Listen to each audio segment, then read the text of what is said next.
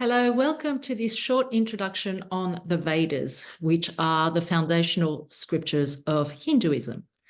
These texts were composed roughly 1500 before the Common Era to about 500 before the Common Era. So that's about from 5,000 years ago.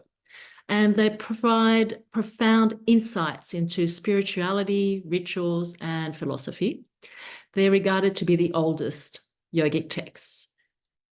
And the Vedas are divided into four main sections. So we've got the Rigveda, the Ayurveda, Samaveda, and Atharvaveda.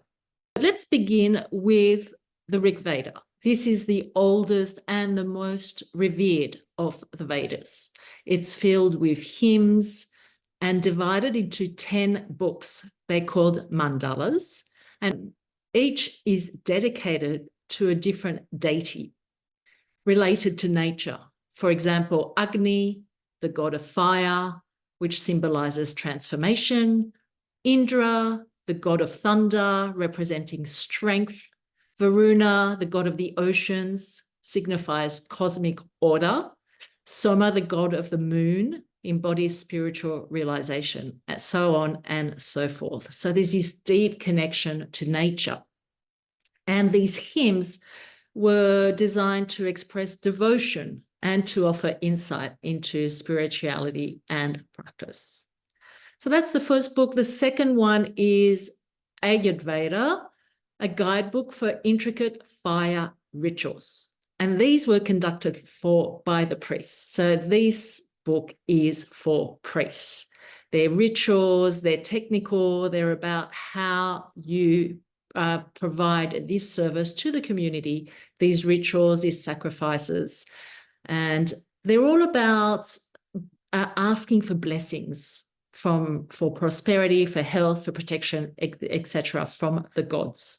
The Yajurveda emphasizes virtuous living. There's dharma in there. There's ideas about karma in there. And this really strong connection to the divine. So very interesting and seminal texts for further yogic texts down the line. And the third book, Samaveda, this one is more about music, the power of music and hymns in Vedic rituals. So there's precise instructions here on performing these musical components.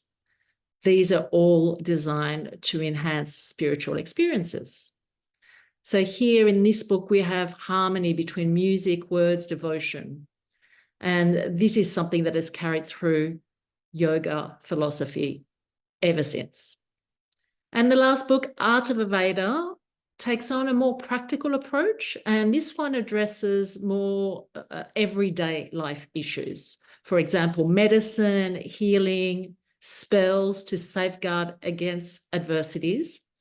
Other than practical matters, there's also some philosophical ideas in this book, provides some insight into the nature of the self and humanity's relationship with the divine.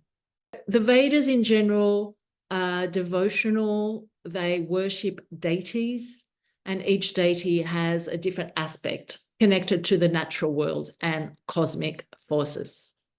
So that's just a very short introduction to give you some idea.